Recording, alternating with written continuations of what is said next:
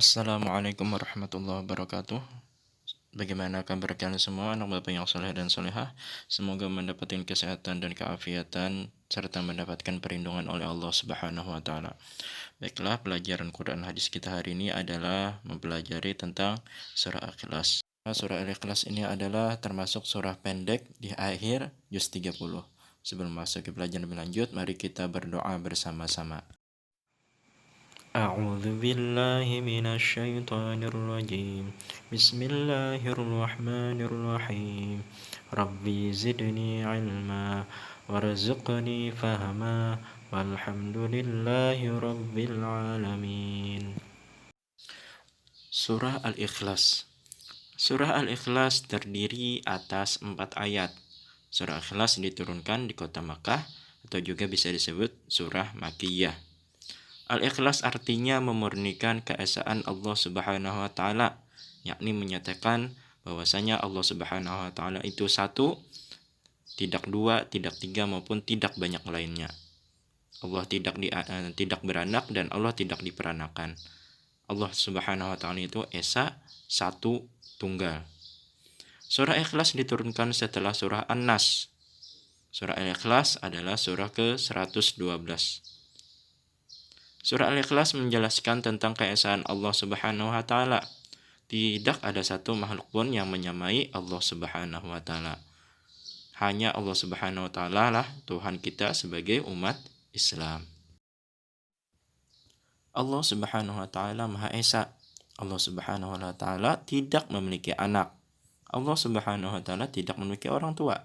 Nah, jadi Allah Subhanahu wa taala tidak beranak atau diperanakan. Intinya Allah Subhanahu wa taala itu esa, tunggal, satu. Kita harus yakin Allah Subhanahu wa taala itu satu. Hanya Allah Subhanahu wa taala yang harus kita sembah. Yang mana Allah Subhanahu wa taala bersifat Al-Ahad. Dan kalimat Al-Ahad itu terdapat di surah Al-Ikhlas. Nah, maka perhatikan bunyi surah Al-Ikhlas berikut. Bismillahirrahmanirrahim. Qul huwallahu ahad. Allahus samad. Lam yalid wa lam yulad. Wa lam yakul lahu kufuwan ahad. Nah, itulah pelafalan surah Al-Ikhlas, yang mana di dalam surah Al-Ikhlas itu tadi terdapat huruf pantulan di akhir ayat. Seperti Al-Ahad, As-Samad, Yulad, Ahad. Nah, Bapak ulangi lagi bacaan atau pelafalan surah Al-Ikhlas memakai arti per ayat. Jangan lupa baca ta'awudznya. A'udzu billahi minasyaitonir rajim. Aku berlindung kepada Allah dari godaan setan yang terkutuk.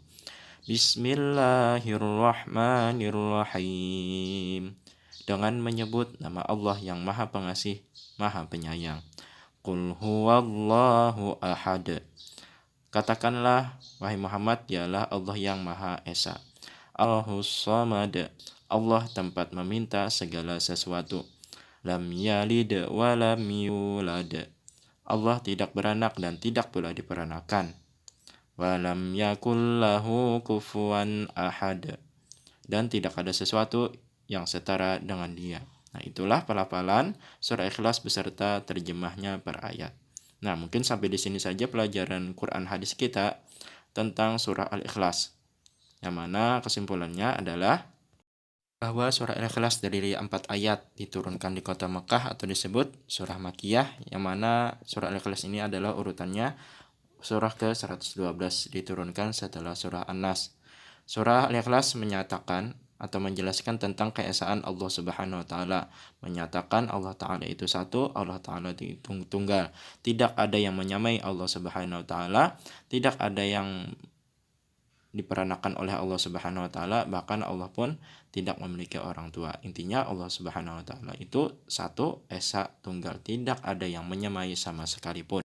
Itu Allah Subhanahu wa taala bersifat ahad, dan kalimat ahad ini terdapat di surah Al-Ikhlas. Nah, itu saja kesimpulan dari Bapak. Semoga bermanfaat ilmunya dan dapat kita amalkan dalam kehidupan sehari-hari. Bapak tutup, subhanakallah bihamdika asyhadu an la ilaha illa anta astaghfiruka wa atubu ilaik. Assalamualaikum warahmatullahi wabarakatuh.